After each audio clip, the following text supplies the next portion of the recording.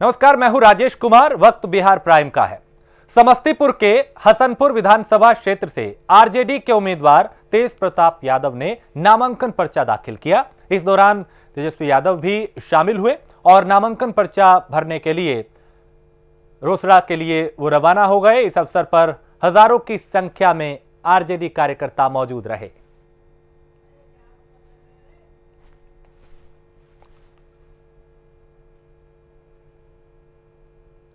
तो बिहार में चूंकि चुनावी मौसम है, सरगर्मियां तेज हैं, नामांकन का दौर जारी है, 3 चरणों में विधानसभा चुनाव होना है। उससे पहले हर दल अपनी अपनी तैयारियों में जुटा है।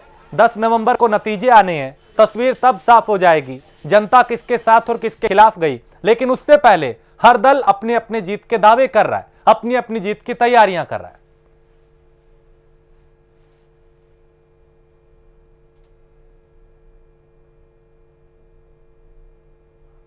विश्वास है, भरोसा है कि भारी मतों से इनको जीत मिलेगी और हसनपुर की महान जनता इनको विजयी बनाने का काम करेगी। मैं इतना ही कहना चाहता हूँ सभी हसनपुर मतदाताओं से, समस्तीपुर जिला, खगड़िया और बिहार के सभी हमारी महान जनता से इतना हम कहेंगे, आप लोगों का आशीर्वाद मिले। हमारा जो महागठबंधन है उसको निश्चित रूप से बहुमत मिल रहा है और हम सरकार बनाने जा रहे हैं। तो चलेगा। जिन लोगों ने 15 साल तक भूखमरी को खत्म नहीं किया, बेरोजगारी को खत्म नहीं किया, गरीबी को खत्म नहीं किया, पलायन को नहीं रोक सके, कोई सुई का कारखाना तक नहीं खुला, अपराध चरम सीमा पर चली गई, 60 घोटाले हुए जिसको सरकार ने खुद स्वयं माना है, दोषियों पे किसी पे कार्रवाई नहीं किया गया, मजदूर किसान का शोषण किया गया और यही सरकार ने अपने ही बिहार के गरीब मजदूरों को, जो कर्मवीर लोग थे, उनका अपने ही घर आने से रोकने का काम किया। आने के बाद अपमानित किया गया और बेरोजगारी दर जो है 46.6 बिहार का पहुंच चुका है। पूरे देश में सबसे ज्यादा अगर बेरोजगार भी कहीं है तो वो बिहार है।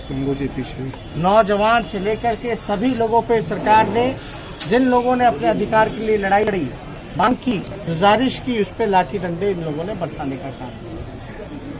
15 साल इन्होंने धोखा दिया बिहार की जनता को। 4 साल में 4 सरकारें बनाई गई। आप याद कीजिए, जहां 4 साल में 4 सरकारें बनेंगी वहां विकास संभव नहीं। ना कोई विचारधारा है, ना कोई नीति है, ना कोई सिद्धांत है। तो बिहार विधानसभा चुनाव के पहले चरण की नामांकन की तारीख खत्म होते ही सभी दलों के उम्मीदवार प्रचार प्रसार में जुट गए हैं। वहीं प्राइम न्यूज संवाददाता मनोज कुमार सिंह ने चेनारी से जेडीयू उम्मीदवार ललन पासवान से खास बात की। उन्होंने क्या कुछ कहा, उन्हें सुनते हैं। अभी हम उपस्थित हैं चेनारी विधानसभा में। अभी हमारे साथ बात करने के लिए तैयार है चेनारी विधानसभा के निवर्तमान विधायक ललन पासवान जी। आइए उनसे हम खास बातचीत करते हैं। सबसे पहले प्राइम न्यूज में आपका स्वागत है। हम ये जानना चाहेंगे कि आप लगातार कई दशक से, कई बार जो है आप विधायक भी रहे हैं, ये आप फिर से आपको जेडीयू ने टिकट देकर आपको प्रतिनिधित्व करने का मौका दिया है। आप किस तरीके से चुनावी तैयारी में जुटे हुए हैं और क्या है रणनीति? चुनाव की रणनीति लगातार लड़ते रहे हैं और आज भी लड़ रहे हैं। लोगों का सेवा में क्या हूँ, लोग उस सेवा का, उस कर्म का मजदूरी देंगे। हम अपने कर्म पर विश्वास करते हैं, परिणाम क्या होगा उसकी मुझे चिंता नहीं। और जीवन में कर्म ही पूजा है और कर्म ही धर्म है। इसलिए कर्म जो मैं करता हूँ, इसलिए चेनारी की महान जनता उस कर्म की मजदूरी देती है।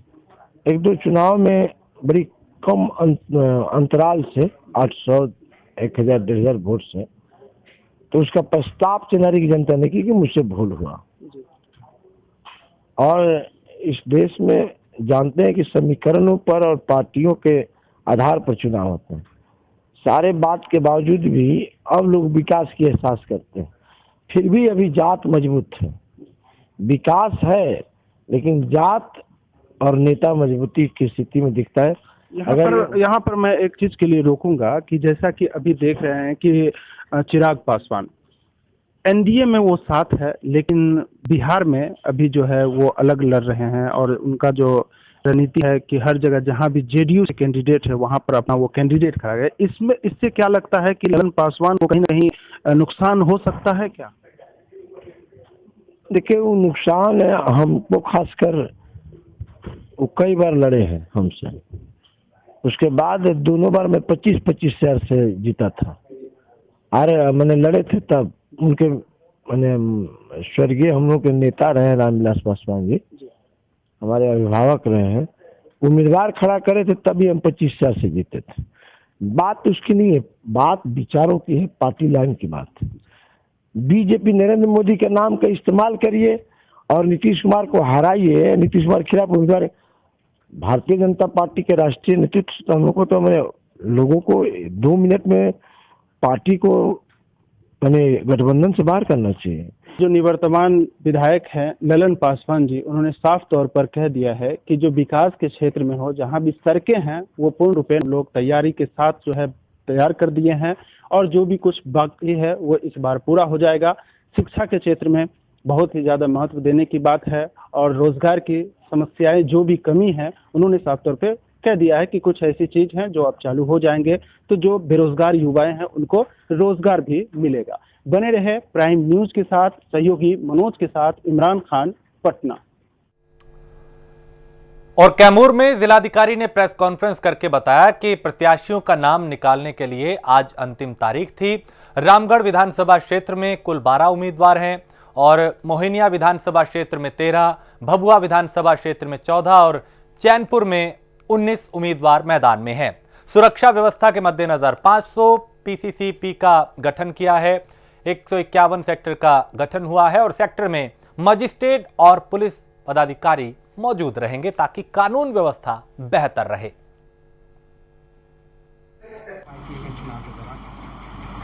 अभी प्री पोल एरिया डोमिनेशन के लिए और अन्य कार्यों के लिए सीपीएफ की 5 कंपनियां मौजूद हैं जिले में और एक कंपनी बॉर्डर पे जो हमारा बैरिकेटिंग लगा हुआ उसके लिए आरपीएफ की एक टीम लगी हुई है।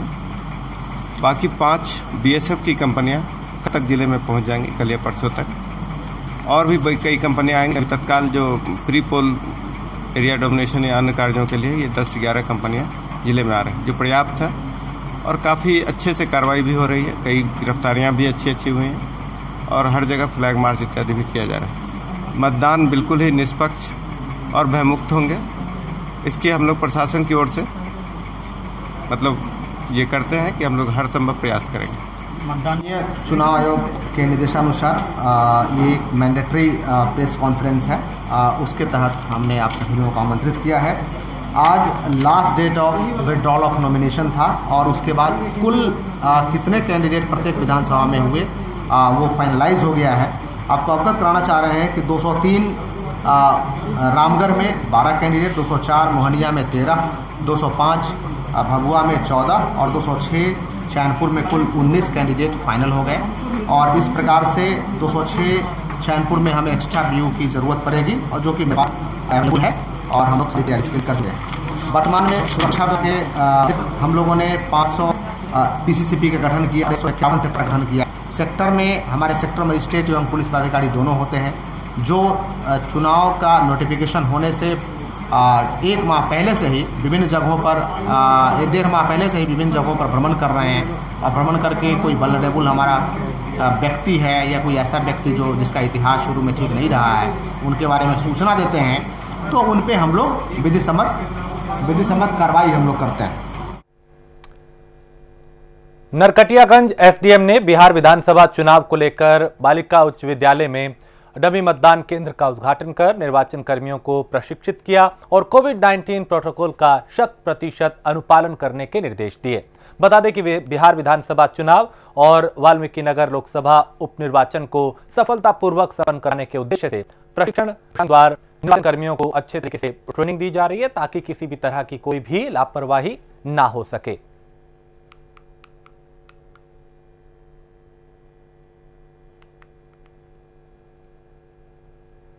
तो बिहार चुनाव को सफलतापूर्वक और शांतिपूर्ण तरीके से संपन्न कराया जा सके, कोरोना काल के बीच इसको लेकर तैयारी की जा रही है।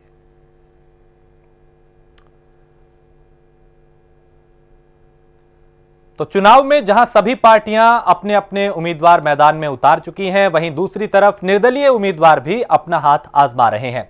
प्राइम न्यूज संवाददाता कुंदन कुमार ने छातापुर विधानसभा से निर्दलीय उम्मीदवार दीपक मिश्रा से बात की। उन्होंने क्या कुछ कहा, उन्हें सुनते हैं। बिहार विधानसभा चुनाव के विसात बीत चुकी हैं। सभी राजनीतिक दल अपने अपने योद्धाओं को मैदान में उतार चुके हैं। आज इसी कड़ी में हम बात छातापुर विधानसभा चुनाव की करेंगे। हमारे साथ बातचीत करने के लिए मौजूद है दीपक मिश्रा जी, जो कि निर्दलीय उम्मीदवार है। दीपक मिश्रा जी, बहुत बहुत स्वागत है आपका प्राइम न्यूज में। आपका भी बहुत बहुत स्वागत है। और सबसे पहले छातापुर विधानसभा क्षेत्र 45 की तमाम जनता को मेरा दीपक मिश्रा का इस महापर्व आगामी विधानसभा चुनाव में बहुत बहुत अभिनंदन, नमस्कार, आदाब, सलाम। सर, सबसे पहले आप ये बताइए, आप शिक्षा के क्षेत्र से जुड़े हुए हैं और ये अचानक विधायक बनने का मन में जिज्ञासा कैसे उत्पन्न हुआ और इसका विचार कब आया? जैसा आप भी जानते हैं कि जो हमारा छातापुर विधानसभा क्षेत्र है वो उपेक्षाओं का दंश झेल रहा है, और ये कहीं ना कहीं हम सब की जिम्मेदारी बनती है कि इस बार हम इस दंश से उनको बाहर निकालें। आप जानते हैं बिहार की पिछले जितने भी चुनाव हुए वो सब जात पात धर्म मजहब के नाम पे लड़े गए, आज तक एजेंडे की लड़ाई नहीं हुई। ये बिहार में पहली बार ऐसा हो रहा है, और खास करके छातापुर विधानसभा में ये जो हम लोग एजेंडे की लड़ाई लड़ रहे हैं, हमारे बहुत सारे मुद्दे हैं, हम मुद्दे की लड़ाई लड़ रहे हैं। सर, क्षेत्र की जनता के लिए आप अलग क्या करेंगे? जो हमारा एजेंडा है, जो अपराध मुक्त समाज हो, भ्रष्टाचार मुक्त समाज हो, खुशहाल किसान हो, रोजगार युक्त हमारे युवक हो, और शिक्षा गुणवत्तापूर्ण शिक्षा हो। खास करके चिकित्सा की व्यवस्था बहुत ही चरमरा गई है, सड़कें नहीं है, तो हम लोग मुख्य एजेंडे इसी को लेकर के लड़ रहे हैं, जो हमारे आवाम को, हमारे तमाम जनता को इन मूलभूत चीजों की सुविधा हो।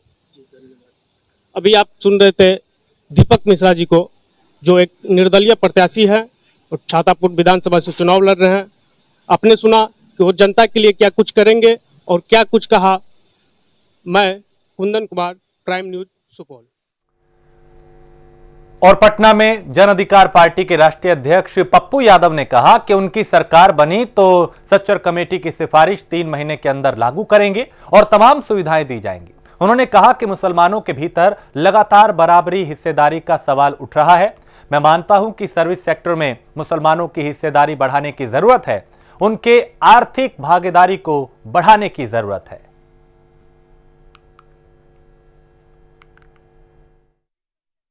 सामाजिक, आर्थिक, शैक्षणिक रूप से जो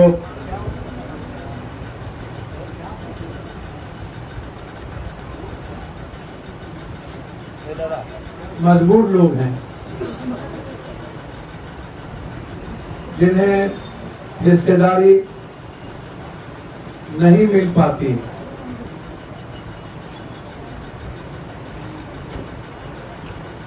और उस पिछड़ों की राजनीति को, सामाजिक हिस्सेदारी को, अत्यंत पिछड़ों की सामाजिक हिस्सेदारी को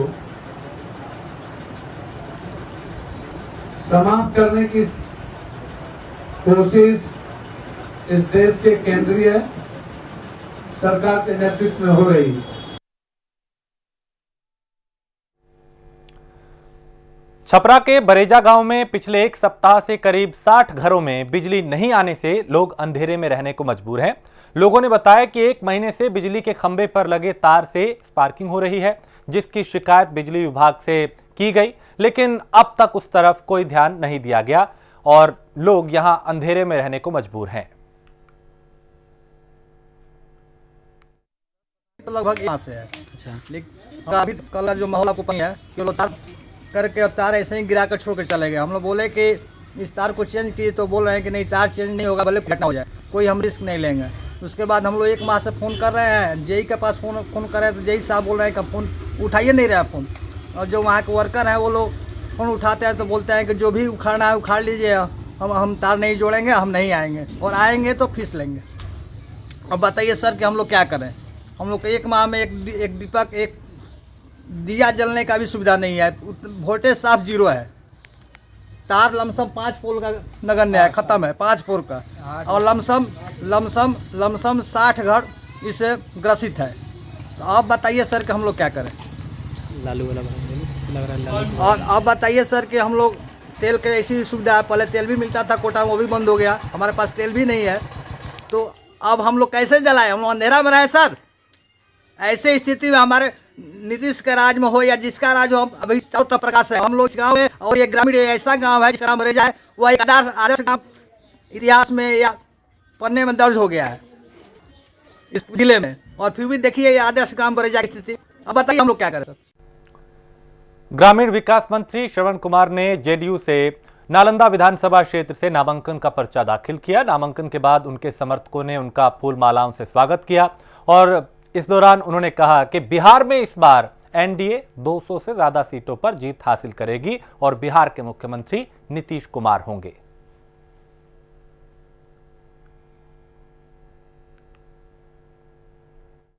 एनडीए प्रत्याशी विधानसभा से नामांकन पत्र दाखिल किया है और बिहार तेजी के साथ आगे बढ़े, बिहार की तरक्की हो, बिहार में अमन शांति हो, भाईचारा और प्रेम हो। नीतीश कुमार के नेतृत्व में पुनः सरकार बनेगी।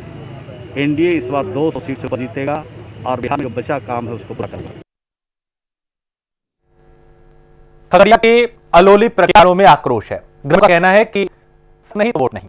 बता दें कि नदी किनारे बसे ग्रामीणों की आज तक जनप्रतिनिधि सुध लेने नहीं पहुंचा, न ही कोई सरकारी सुविधा मिली। उस गांव में जाने के लिए लोग 1 किलोमीटर बालू पर पैदल चलते हैं।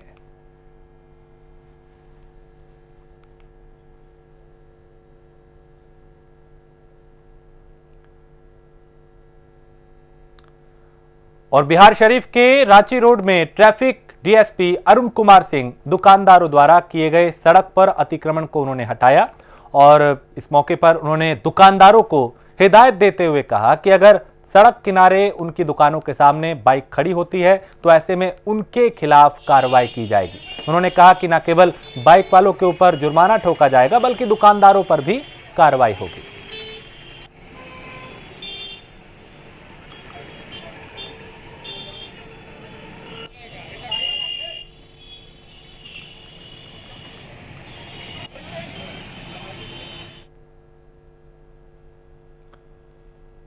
और बिहार में चुनाव की सरगर्मियां तेज हो चुकी हैं। पहले चरण की नामांकन की तिथि प्राप्त होते ही सबके उम्मीदवार क्षेत्र में प्रचार प्रसार करते नजर आ रहे हैं। प्राइम न्यूज संवाददाता मनोज कुमार सिंह ने करगहर विधानसभा के बीएसपी उम्मीदवार उदय प्रताप से बात की। उन्होंने क्या कुछ कहा, उन्हें सुनते हैं। हम उपस्थित है करगहर विधानसभा में। आज हमारे साथ बात करने के लिए तैयार है करगहर से बसपा उम्मीदवार उदय प्रताप सिंह। आइए हम जानते हैं क्या है उनकी चुनावी तैयारियां और किन मुद्दों के साथ चुनाव लड़ने के लिए जा रहे हैं। सबसे पहले प्राइम न्यूज में आपका स्वागत है। धन्यवाद जी। मैं ये जानना चाहूंगा कि आप बसपा के उम्मीदवार हैं और करगहर विधानसभा में आप चुनाव लड़ने के लिए जा रहे हैं। आप किस मुद्दों के साथ आप चुनावी मैदान में उतर रहे हैं? देखिए, जो हम लोगों का तीसरा जो मोर्चा है, हम और मुख्यमंत्री के जो उम्मीदवार हैं डॉक्टर उपेंद्र कुशवाहा जी, उनका मुख्य मुद्दा है, चुनावी मुद्दा है, शिक्षा है। शिक्षा का जो हालात है पूरे बिहार में बहुत बदतर है और इसको हम लोग व्यापक प्रयास करवाएंगे सुधार कराने का। तो सबसे पहले आप शिक्षा को ले रहे हैं और मैं आपसे ये भी जानना चाहूँगा कि जैसे आपको लोग चाह रहे हैं, जो हमने क्षेत्र में फीडबैक भी लिया है आपके बारे में, खास क्या वजह है जो लोगों को आप प्रतिनिधित्व करते हैं और बसपा को लेकर के ही आप क्यों आए? देखिए, मैं तो जो बसपा है, बहुजन हिताय बहुजन सुखाय के नारे से ये बसपा चलती है और सब लोगों के सुख दुख में हम लोग जुड़े रहते हैं और क्षेत्र के लोगों की जो समस्याएं हैं, छोटी समस्याएं हो या बड़ी समस्याएं हो, तो उसको हम लोग अपने स्तर से हल करने का प्रयास करते हैं। मेन होगा कि नौकरी दिलवाने का आपका मेन मकसद काम होगा। जैसा कि आपने सुना करगहर विधानसभा से उद्धव प्रताप को उन्होंने साफ तौर पर कह दिया है कि सबसे पहला मुद्दा होगा कि क्षेत्र का विकास करना और यहाँ के जो बेरोजगार युवाएं हैं उन युवाओं को रोजगार देना, ये हमारा सबसे पहला मुद्दा होगा। जो भ्रष्टाचारी है, भ्रष्टाचार मुक्त करना है क्षेत्र को, ये हमारी सबसे मुख्य उद्देश्य होगा। प्राइम सहयोगी मनोज के साथ इमरान खान, पटना। और आरजेडी ने आखिरकार दानापुर सीट पर बाहुबली रीतलाल यादव को पार्टी का सिंबल थमा दिया है। रीतलाल यादव को टिकट दिए जाने को लेकर बीजेपी ने आज आरजेडी पर हमला बोला और बीजेपी प्रवक्ता अरविंद कुमार ने कहा कि आरजेडी का मतलब ही राष्ट्रीय जंगल दल है।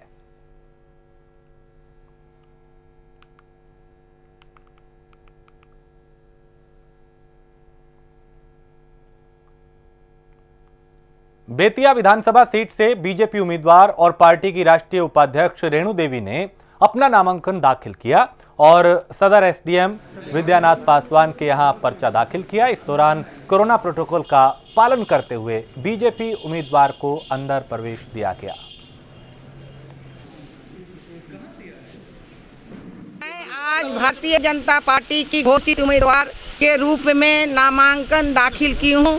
मैं बेतिया विधानसभा से रेणु देवी आज नामांकन दाखिल की हूं। भारतीय जनता पार्टी के सिपाही होने से, एनडीए के सिपाही होने के कारण आज हमने समस्त परिवार से, समस्त अपनी जनता से आशीर्वाद के लिए आग्रह करती हूं।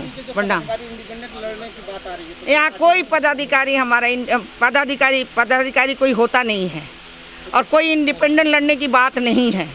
जो हमारे यहाँ परंपरा है, पार्टी जिसको अधिकृत करती है वही कैंडिडेट होता है। कोई संभावना नहीं है, पार्टी में सब एकजुट हैं, कोई भीतरघात की संभावना नहीं है। और बेतिया के नौतन पुलिस ने मुखबिर की सूचना पर छापेमारी कर भारी मात्रा में शराब के साथ चोरी की 2 बाइक भी बरामद की हैं, जबकि तस्कर जो था वो वहां से फरार हो गया, जिसकी तलाश की जा रही है।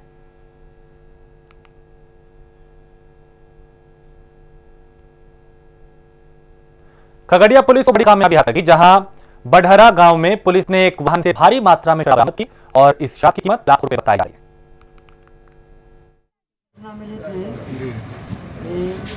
ग्राम बढ़हरा में बंटी कुमार पिता विपिन साव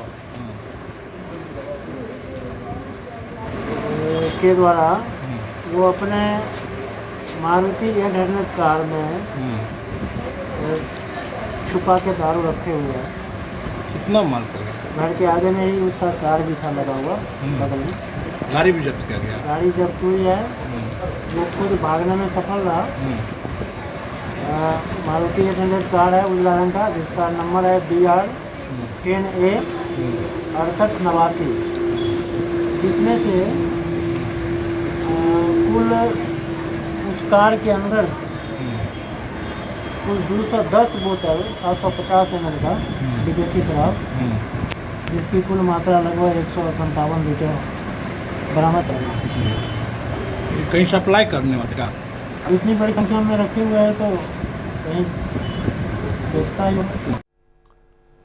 खगड़िया के जेडीयू पार्टी से अलग हुए सुमित कुमार ने खगड़िया अनुमंडल में निर्दलीय चुनाव का नामांकन भरा और पर्चा भरने के बाद उन्होंने कहा कि खगड़िया सदर की जनता अगर उन्हें जिताती है तो वो उनकी शिक्षा, स्वास्थ्य और दूसरी सुविधाओं पे ध्यान देंगे। आज हम लोगों ने जो हम लोगों का पूर्व निर्धारित जो निर्णय था कि मैं नामांकन कराऊंगा खगड़िया विधानसभा क्षेत्र से, तो आज हम लोगों ने नामांकन कराया है। नामांकन के उपरांत यहाँ पर एक बैठक का आयोजन हुआ है। क्या मुद्दा है? आप लोग जदयू कहीं नहीं है, खगड़िया विधानसभा क्षेत्र में जदयू कहीं नहीं है। जनता सब समझ चुकी है और हम लोग जीत के लिए चुनाव लड़ रहे हैं। हम लोग जीतेंगे और खगड़िया को विकास की चरम सीमा पर ले जाएंगे। आप लोग का क्या लगता है? एनडीओ का हराना है क्या? हराना किसी को नहीं, हम लोग को जीतना है। जीत होती है किसी की हार होती ही है, लेकिन हराने के लिए हम लोग हारने और हम लोग जीतने के लिए खड़ा हो। किस मुद्दे को लेकर जनता के चाहिए? विकास, अपराध मुक्त खगड़िया, भ्रष्टाचार मुक्त खगड़िया।